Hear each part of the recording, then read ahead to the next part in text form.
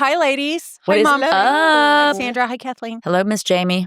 Hello, Kathleen. Hi there, lovely lady. Look at us. Are you uncomfortable today? Because the art is to be comfortable with being uncomfortable. I'm not. Are you? No, I'm feeling... My dopamine's like right on. I think we're going to talk about that. How's your dopamine level? What's your battery at? What's your battery at? Yeah. I mean, think about it. Like, just you were saying on the way over here, we're talking about the amount of energy and love we put into just kind of managing some stuff that happens with our own children, and not even counting our partners, not even counting work, not even counting people that you love outside of the family.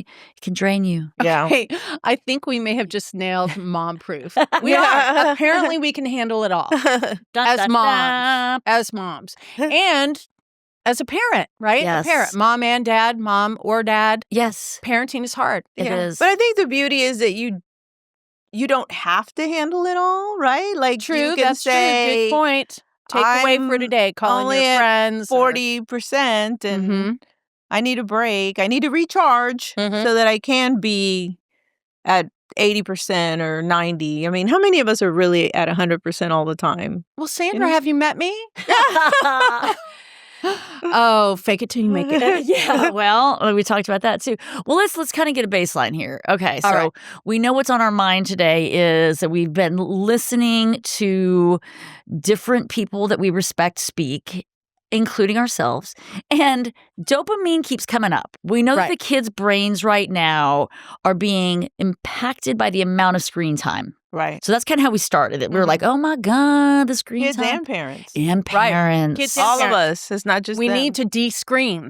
Can we do it? Can we do it? There's schools around the world that are making it so. Yeah. We're not quite there yet. A little bit in our community. In Cambodia, they don't sounds so ignorant, but they have cell phones yet? Not in the classroom, Okay. not at schools. You cannot take a phone to school. I mean, when we had COVID, that became a part of our learning. We had to use them. Sure, tablets, phones, whatever. But that's just not happening there. Remember, they start out with yoga and meditation every day. If only our kids do that. I know they do in some schools, but they really do disconnect. Oh.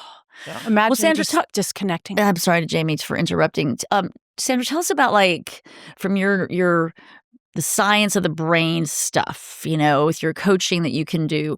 Talk to us about, like, what's happening to the brain when we're, scrolling first thing in the morning or last thing at night or throughout the day. I mean, like, in all these studies are out, right? Like, this is all science-based, and we're just now, I think, seeing all the effects, not only on our kids, but even on ourselves. That the first thing people do when they wake up in the morning is you grab your phone, you start scrolling through social media or checking your email. So when you're asleep, your body's basically recharging. You're got your dopamine, right? But when you do that, you're basically just, it goes up, but then it just comes down really fast. The dopamine. So let's dumb this down exactly. for a non-dopamine specialist. Yeah, good one. Yeah. If I'm looking at my screen, my dopamine is up because I'm getting pleasure from looking at that. So it's quick. So I'm stressing my brain out before I'm trying to go to sleep, but really it should be calming down. We should be de-stressing, not I'm going to loading. I mean, if we're going to go back to, like, basics, this is the best example I've heard is we're hunter-gatherers by nature, right? And why do we have dopamine? Because we would go out on the hunt. And so the process of getting there is what builds up your dopamine. And then you finally get your catch. And that's when you're like, okay, I'm so proud of myself. This, your flooding maximum, of the feel good. Right. And so what we're doing is, how much effort does it take to scroll, right?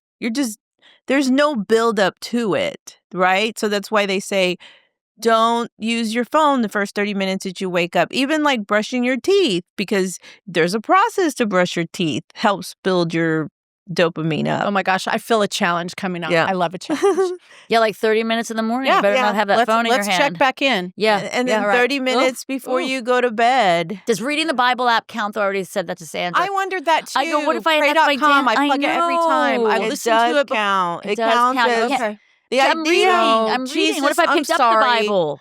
I'm going to have to, What if I just picked up the Bible? That I should pick up the Bible instead of the app. So, everybody knows We're going back to themselves. hardcovers anyway. The reason why I think this is So why don't you turn off your notifications? Oh, Right? that's it. We have these dings. That's like, it. ding, Everybody pick it up. ding. So you're reading the Bible, but then you get a text from your daughter. And You you get a might text from your son. You get a text from your husband. Now you're off the Bible. You're checking the text. Now you're coming back to the Bible. Right? Dude, she's right. So then turn off And you know what? Sidebar, my kids and my husband have different text sounds. So I know exactly who's texting me when. And if it's a standard, just generic text sound, I don't stop. We're But just if it is one of generic, the three, you and I. oh no, I still want to look. So just oh God, now you're getting your own damn text. you don't have to the whole thing is we're not going to take away the technology. It's here to stay. How do we work with it to just ease ourselves to get away? We're processing so much information that we have all this anxiety, right? It is anxiety. And so then maybe turn off your notifications. I like that If you idea. really have to read from your phone, okay, well turn off Sure. the notifications. Sure, that's a great You don't idea. have to do everything to the max, right? Yeah. Just do little things. Yeah, micro. And even with our kids, I think that's important. It's I'm not going to get my son not to game. I'm not going to get my Right. son not to be on his phone 100%. But maybe if I could just reduce 30 minutes every day, Mm-hmm. and then that would be a progress for me. Yeah. Right? Little baby steps. Yeah. What do y'all think, though? And this is just a quick sidebar on gaming. Gaming has some really awesome pieces to it for social connectedness. And so I could see where in some cases you don't want to take it too far, but I do know there's research saying after 2 hours of gaming straight, the actual neural pathways of the brain begin to change and it becomes more permanent. And so when they look at gamers' brains versus a non-gamer brain, considering, again, 2 hours consecutive nonstop, after that it starts to change, there is a different melding of the neural pathways, but it's all in the hand-eye coordination area. So that gamers' neural pathways are hardened and really good in eye-hand coordination mainly, but nothing's going on in the emotional. How's your social life, correct. gamer? Yeah, so that's so interesting. I just remember that from a study. Anyway, it just made me that's be good to know. hardcore on that 2 hour one. 2 hours of anything uninterrupted. You really are starting to create a neural pathway that's going to be more regimented. I think the one thing I would focus, or what I try and focus on, is just reorganizing my habits, or repurposing my habits, right? So we're all guilty. I'm trying to parent my son, but sometimes I get really busy. I'm here today. Well, he's off school today. Oh, What's he doing? I yeah. guarantee you he's gaming. Calling You have camera setups in your house. I mean, you left him alone. I know, exactly. No, he's not. I know. But so it's I know that he's going to do that. But then maybe when I get home, we need to do something different, right?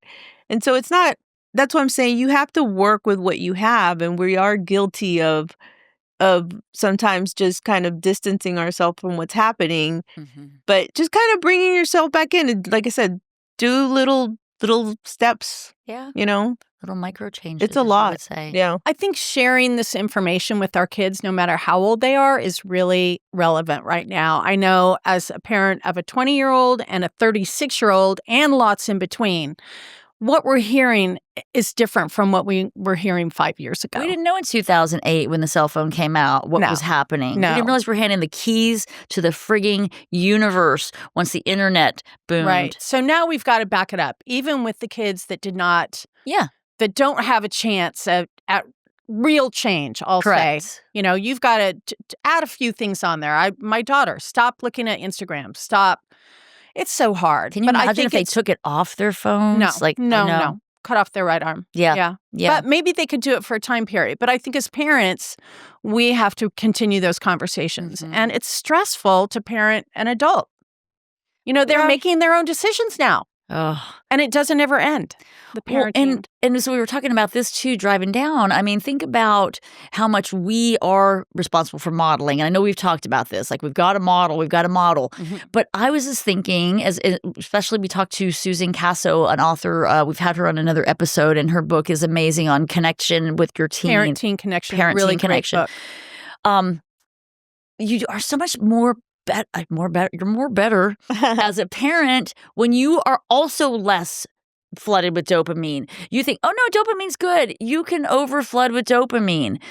You've got to be so much more present. Just one of the takeaways I'm hoping we talk about today is learning how to be present with your kid, slowing it down, and modeling that they really are one of the most important things. So that phone better not be anywhere near you. Jamie, you said you put the phone away the other day because you were like, I just... An overload. Yeah. I was on overload. And it'd be neat for us to talk to them about that. Like, hey, while I'm talking to you, I want to put that phone away. I want you to realize how much more engaged I want to be with you while we're together, even if it's 30 minutes. Well, and Simon does a great TED Talk, like he's my friend. Simon Sinek? Yes. Yes. Sinek, and it's about just the art. Just the fact that you have your phone in your hand says, I'm not really paying attention to you. Yeah. So the art of really putting it away physically, and saying, I'm listening to you. Yes. And there's being nothing else more important. Connected and cultivating those relationships to say, I'm feeling kind of down today, or I'm feeling, I'm on overload. Yeah, I love that. And it's okay to say no. I like this whole GOMO, from FOMO to GOMO. About that. The fear of missing out, right? We all have it. I don't anymore. No. But it's the gift of missing out. Right. I want to teach that to our younger kids. It really is a gift. Do you see that in Colin's age? Go to everything. We see the 20-year-olds fight it. More girls than boys? I think it is. No, my son has it terribly. Okay. I think it depends on their personality. Yeah. Colin is, he likes being by himself. So did my oldest. He doesn't Did you have one of those? It doesn't really affect him. Solitude. He appreciates that more than getting together all the time with people. So, but my daughter, forget it. She always, to this day, she has to be in everything, right? But I think I've noticed with myself that I started like putting my phone away for a while, and then now I've gotten to the point where I forget that I even have the phone. Lovely. And I'm like, oh, my mom called the other day. She goes, I've been calling and texting you for 2 days. Are you okay? And I'm like, oh, I don't even remember where I put the phone. Like, seriously. That's impressive in a way. And then I thought about like your daughter trying to reach you, but that's okay. I know, it's terrible. No. I still think if you set the stage, if you say, I'm not going to answer my phone between the hours of this and this unless it's an emergency, and you'll call twice in a row and hang up and let me know. Or something. I don't know. Like, I don't know. Guys. Well, I think you We're do have figuring to have it out. Yeah. I think it's important for our mental well-being to continue to show our kids that we need to disconnect for a minute. We need to get one with nature. We need to stop looking at every single thing all day long at nighttime. Scrolling. You've got to put the phone away. Yeah. Put it away. It's tough for me waking up and not looking at the phone. I'm going to try that look at 30 first? minutes. I'm just curious. I mean, my alarm goes off. So me too. So yes, and there's notifications. And I really do try not to look at them, what messages. Yeah. When you have 6 kids, I can't, but it is kind of a thing. Yeah. However, if there's an emergency, it's still, I'm trying to disconnect from adult kids a little more these days so they can figure things out. But the beauty is that I'll always be there. So I always need to look. Wasn't that part of the mom proof? Right? We want to just make sure that this job, this role we have is one of the most amazing, blessed roles we can have. Like, before my feet hit the ground every day, and this is not my own idea, I learned it from another beautiful woman. She just said before she gets out of bed, she says, "Dear Jesus, I want to thank you." She wakes up. Like, I want to thank you so much for all these beautiful humans in my life, especially her man and her children. She names them. And she says, before my feet hit the ground, please allow me to know what steps, what direction, what I should be doing in your name. And I just love that before the feet get out of that bed, man. So just being grateful, it is from the minute you get up. And talking about a dopamine switch. Now, remember, we keep talking about dopamine. There's also other feel-good chemicals like serotonin. Yeah. And there's things that are naturally flowing, unless you take medication like some of us, and that helps them become a regulated chemical flow. But appreciation and gratitude and joy. Is there enough of this? There's never enough. No.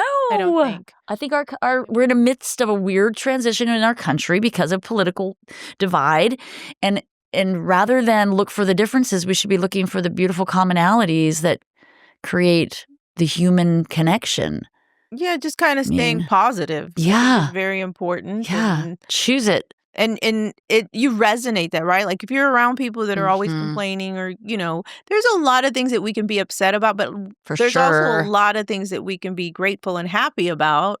I mean, I don't know about you guys, but I'd rather walk around feeling happy and grateful than sad and depressed. I mean, You do know about us. We are not going to go down that road. That's And, right. my advice to people is when they're feeling really down is go help someone else out. Oh, girl. I said to someone the other day, we live in a town that has a lot of homeless people.